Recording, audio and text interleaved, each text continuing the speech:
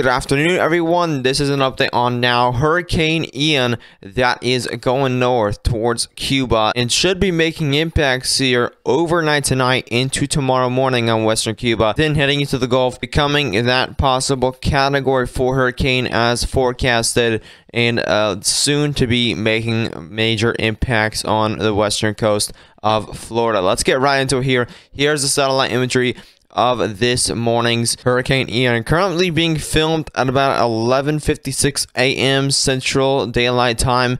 And as you can see, this is currently, the center is just west here of the Cayman Islands. And Cayman Islands right now is definitely seeing some of those hurricane force winds, mainly tropical storm force winds. Actually, we are seeing definitely a tiny little swath there of hurricane force winds right now, mainly tropical storm force winds. This hurricane force wind swath is definitely going to expand over time here across the majority of here, but right now mainly we are seeing tropical storm force winds within this center right here, and this is heading north quite quickly here. We did see a little bit of rapid intensification last night. That's what made it that hurricane, and we are seeing a very healthy amount of convection. As you can see some of those tops of those thunderstorms surrounding here when that sun rises, and as you can see, you're just seeing a massive amount of mid-level circulation here within Hurricane Ian here, and intensification did slow down a little bit here in late morning due to, as you can see, if we look at radar, you can definitely see an eye with this, and a kind of a clear slot for a little bit of dry air that's sneaking in to the center here, wrapping all the way around, and that is keeping it from approaching Category 2 status right now. But later this evening here, this is when it's going to really start getting going, making that eye wall as it starts making impacts on Cuba here. We did get a lot of information from the National Hurricane Center overnight, so we will go ahead and give you that information. Here's the 5-day graphical tropical weather outlook. We do have that disturbance right now in the main development region. We really don't have to talk about today since there's really no threat with that one, and it should be mainly a fish storm. But there's Hurricane Ian. We have 80-mile-per-hour winds with it, and we also have a minimum central pressure of 980 millibars. It did get down to 980 millibars last night, pretty much early this morning, and it's really stayed there for definitely around 6 hours or so. It's kind of stayed around 980 millibars. Really hasn't had any intensification just yet. Rapid intensification is very likely as it goes into the Gulf here. So let's go and look at that cone, that forecast cone. We now have hurricane watches and tropical storm watches for the western coast of Florida, and also Lake Okeechobee is also under that tropical storm watch. Orlando is under that tropical storm watch. As you can see, it looks like this will be becoming that major hurricane, of course, by around 8 a.m. Tuesday after making impacts or making landfall in Cuba there. We do have hurricane warnings still out for the western Cayman Islands and for the western portion of Cuba. Hurricane warnings do exist there.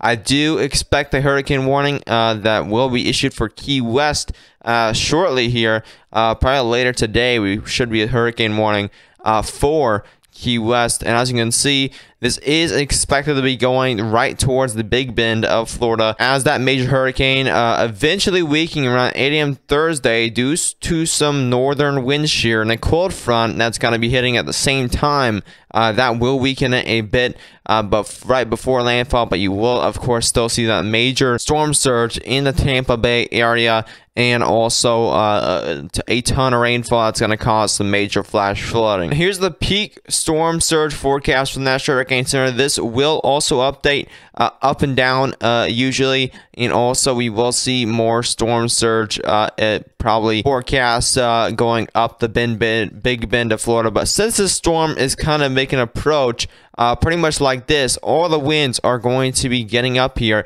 into the Tampa Bay, also into portions of the Charlotte Harbor.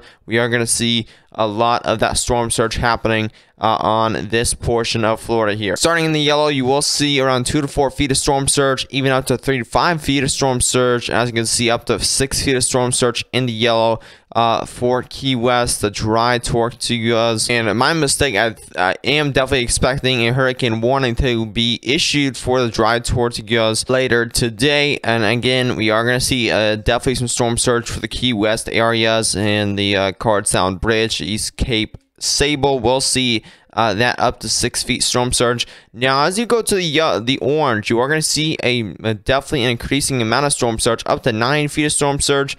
Typically, we are going to see around 4 to 7 feet of storm surge for the Charlotte Harbor. Inglewood looks to be getting around 5 to 8 feet. And then you get to Tampa Bay area. You could possibly see here up to 10 feet of storm surge here for Tampa Bay.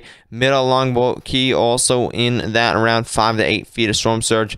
Inclo River also could see up to 10 feet of storm surge. You are also going to see storm surge on the Big Bend. Just remember that. Did get evacuation orders for Zone A here in Tampa Bay, and also some voluntarily evacuation orders for Zone B in Tampa Bay. But I think we are going to get more evacuation orders and mandates that you do evacuate into Tampa Bay for more zones above Zone A. Here's the flash flooding risk over the next 3 days. As you can see, Orlando is going to be in a moderate risk, at least a 40% chance you will see some flash flooding due to a very excessive amount of rainfall with Ian. As you can see, Tampa Bay is also in that moderate risk, at least a 40% chance.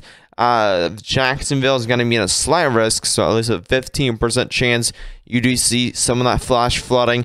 Miami also in that slight risk. Key West in that slight risk for flash flooding. So again, majority of the rainfall is going to be in this region here, right there. Most of the more excessive rainfall amounts are going to be in the area that's where you're going to see more of the major flash flooding in some localized areas. Here's the rainfall potential from the Weather Prediction Center, and as you can see, the majority of the rainfall, again, this also might move eastward. That's around 15 inches of rainfall that could move eastward here into the mainland of Florida, in Tampa Bay and Orlando. But as of right now, this might move quickly. It's going to stall over here over the Gulf of Mexico. So that's why you're seeing a lot of that rainfall. Now, if it does stall over Florida, you will see a lot of that rainfall over there as well. But as of right now, it's going to stall over here and then pretty much head quickly off to the north and pretty much leave Florida with definitely some excessive rainfall, but not life-threatening rainfall, which is good. Here's those global hurricane models, spaghetti models, and as you can see, this morning, a lot of these models have shifted eastward. We were actually seeing,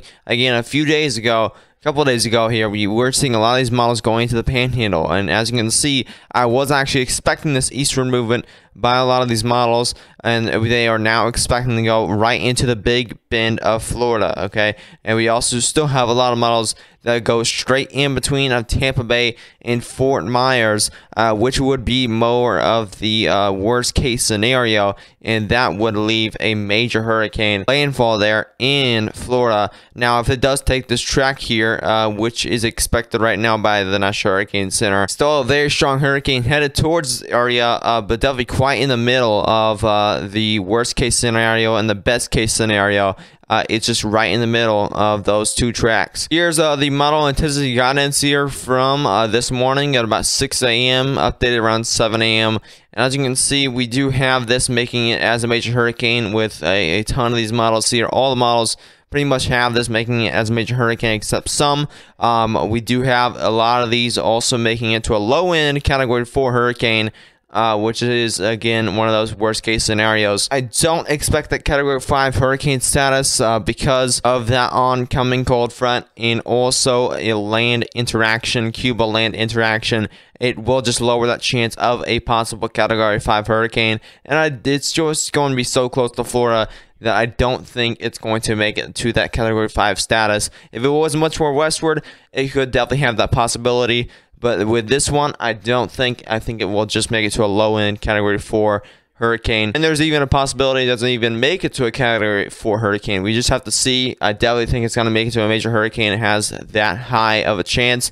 But definitely quite the impacts are coming for Western Cuba and Florida. Again, we are preparing for a live stream on Ian that will start around Tuesday. Well, around Tuesday or Wednesday here, and latest impact information, live cameras around the impact zone that will be in Hurricane Ian. But we will keep you updated with these constant daily uploads. I might have a video update later tonight on the latest information. But as always, subscribe to the channel if you are new. Turn on post notifications. You won't miss a single update on Hurricane Ian. Make sure to like this video. Share this with any friends or family that live on the western coast or the Big Bend of Florida and also Western Cuba, Cayman Islands. Share this information with them. The latest information on Ian here. As always, I'll see you in the next one. Stay safe.